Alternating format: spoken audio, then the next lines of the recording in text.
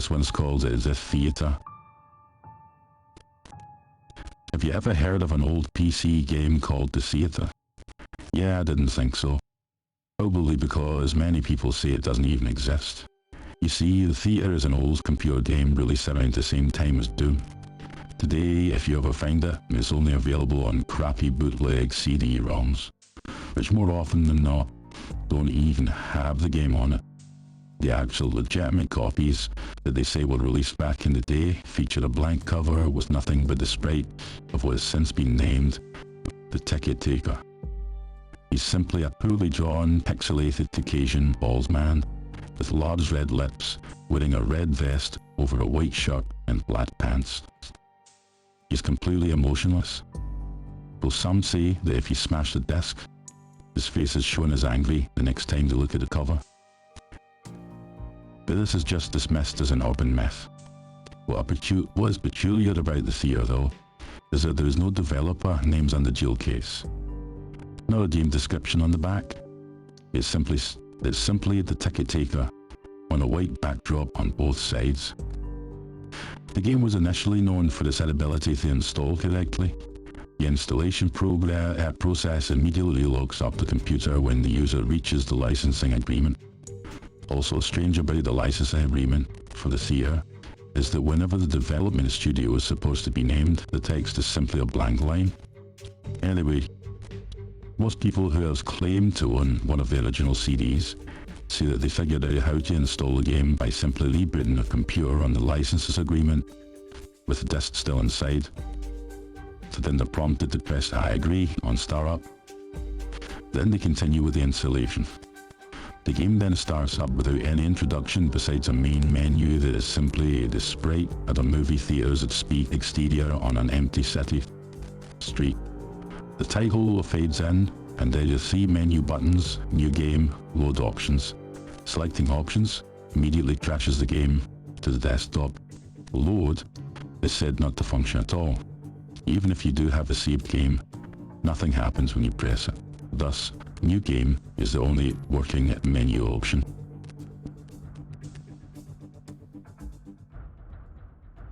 Once it's selected, you're in the first person view. You're standing in an empty movie theater lobby, with the exception of the Ticket Taker standing in front of a dark hallway, which one can only assume would see the theaters themselves. There's nothing to do but look at the poorly drawn, most illegible movie posters, but approach the Ticket Taker. Once the player moves towards the Ticket Taker, a very low quality sound clip plays saying, "Thank you, please enjoy the movie," along with a speech box saying the same thing. You then walk into the hallway and the screen fades to black and you're back in the empty lobby. You do the exact same thing again, and again. While this may sound like a really horrible game, a number of peculiar things occur as you continue to play it. The number of times that you have to continue into the hall after giving your ticket to the Ticket Taker before the strange events happen is unknown. Most state that it's completely random and could take anywhere from the first playthrough to the 400s. What happens though has deeply disturbed some players. The first occurrence is when the player fades back in after walking into the hallway. This time they will notice the Ticket Taker is completely absent. The player then, without any other options, decides to walk into the dark hallway. The sound clip and text box mentioned previously still play in the absence of the Ticket Taker. But when the player walks into the hallways, the screen does not fade out. It goes pitch black as they walk deeper into the hall, but the player's footstep sound clip is still playing as they continue to push the up button on their keyboard. Those claiming to have played the original game report to have felt extremely uncomfortable walking down the hallway, anticipating the whole way something horrible happening. Well, eventually the player is unable to move forward. There is nothing for a few moments, before a strange sprite that is described as the Ticket Taker, but with a swirl for a face, appears and stands before the player. The original players of the game say their bodies immediately froze up, and their stomachs churned when they saw this sprite, which has been appropriately named the Swirly Head Man. Nothing happens as the Swirly Head Man stands before them. Then suddenly, a piercing screech plays as the game glitches out. This lasts for a few minutes, with the screeching being continuous. Then the player abruptly returns to the lobby, with all the sounds and graphics being as it should be. The game continues normally for the next couple of cycles of entering the hallway, with a couple of the original players claiming the Swirly Head Man would briefly appear and disappear in the corner of the screen as a best yield sound effect plays. Then at some point after meeting the Swirly Head Man, the player sees the ticket taker pacing back and forth.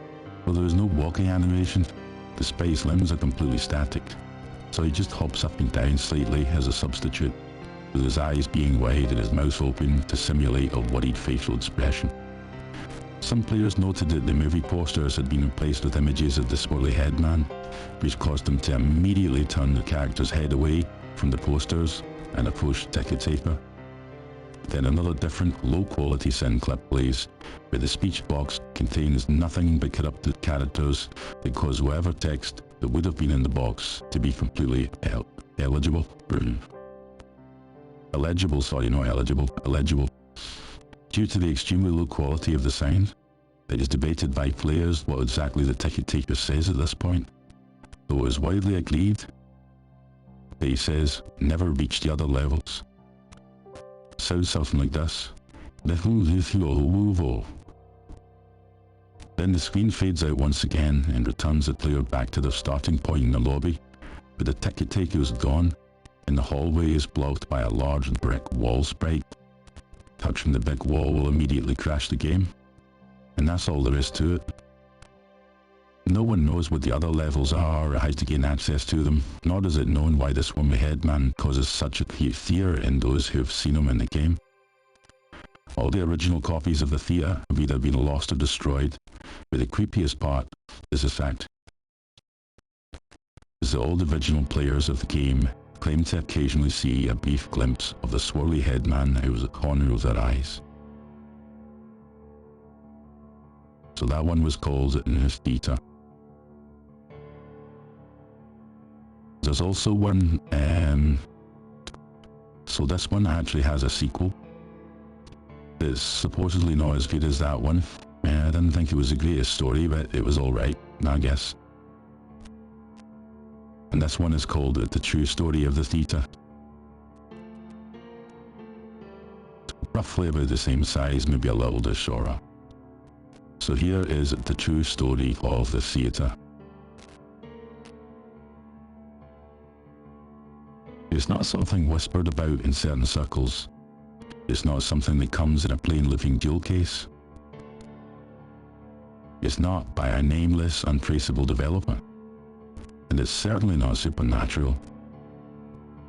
The game in question is indeed called the Theta, R before E, and was developed by a company called Salida Software. I'm fairly certain it's an English company, despite the Spanish name. As far as I know, all they made was learning software. I have a math suite from them somewhere around here. So the Theta was probably meant to be some sort of adultainment game. The game was obviously never finished, probably from lack of funding or the whole company going under. The description in the story is actually pretty accurate. It's a first-person perspective with flat sprites in a 3D-ish environment and glitchy as hell. The ticket taker has an egg-shaped body, and one of his hands is huge and misshapen. I think to look like he's reaching toward you for a ticket.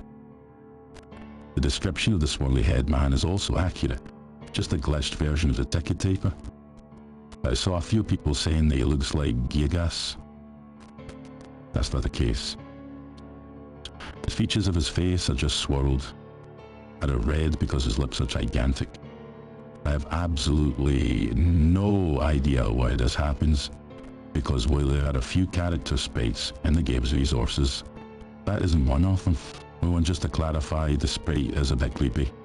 So, it's not terrified, it's never filled me with a sense of dread, it's just a bit creepy. The game plays pretty much exactly as stated in the story, so accurately In fact, that I think the author just downloaded it somewhere and decided to make a scary story of his experiences. I'll admit that some things in it can be unsettling, but not oh my god crap your pants scary. Like I said, the game is unfinished and very glitchy. I think the idea is to select the movie from the posters on the wall, entering the theatre, and play a minigame. And minigames are glitchy and missing resources to the point of being almost unplayable. But there doesn't seem to be a time limit on any of them. So you just have to play through until you've done something right enough times to be dumped into the lobby. That's what's described in the story, is what happens if you don't select a movie. You'll be allowed to enter the theatre, but since the parameter of which game to load hasn't been set, they'll just be dumped back into the lobby. Here's where it gets a bit weird. If you continue to enter the theatre without choosing a movie, odd, sometimes creepy things will happen. I'm not sure why, but if I were to make an educated guess, it would be that glitching past the minigames like this causes variables to reach values that they weren't meant to, resulting in things appearing where they shouldn't. Oh, you know, the game is just glitched to hell and back. It's been years, but here are some of the effects I can remember. The swirly head man, the movie posters appearing out of the frame, textures changing colour, legitimately disturbing audio issues, other characters, other areas. The last two are obviously the most interesting ones. Sometimes you'll spawn in a small room with a black floor and green walls, which will crash the game if touched. Sometimes you'll appear in the room similar to the lobby. There's a concession stand, kind of. There's a woman behind the counter, and an incredibly poorly drawn popcorn machine and soda fountain. But it's all just an image on the wall. It's basically just a big yellow concession stand mural. I don't remember if you can interact with it or not. The only character that appears worth talking about is a guy in a brown jacket who appears on the sidewalk outside the lobby. Looking back, I don't think the story mentioned this, but to the left of where you start out, the walls are a row of glass doors looking out into the street outside the theatre. If you glitch past the minigames enough, a man in a weird looking jacket, I think it's supposed to be tweed, is a mess, with a huge smile on his face, will be just on the other side of the doors, staring at you. I mean a huge smile, like Thicky Feds, a spark bristle. Google search the image if you want. Actually, since he has the same body shape as his ticket taker, he looks a bit like the mayor from The Nightmare Before Christmas. The smile isn't creepy though, it's just broad. What is creepy are his eyes. While the ticket taker, ashtray and other sprites will always face you, the smiling guy is anchored in place, like one of the walls. His eyes, however, are always staring right at you. Just thinking about that gives me chills. Okay. There was nothing overtly scary or supernatural about the game itself. That's one thing that I will admit legitimately scares me, like a porcelain doll. That's pretty much all there is to the theatre. If you can find it somewhere, I'd recommend downloading it just to see what it's like. Oh, and one thing I've forgotten. As stated in the story, getting the thing to run is, to say the least, difficult. I think someone got a hold of old codes and resources and just compiled it and added their own installer or something. Again, there's nothing paranormal about the installation. It just doesn't work well. So that was the second part of the theatre that someone else had written.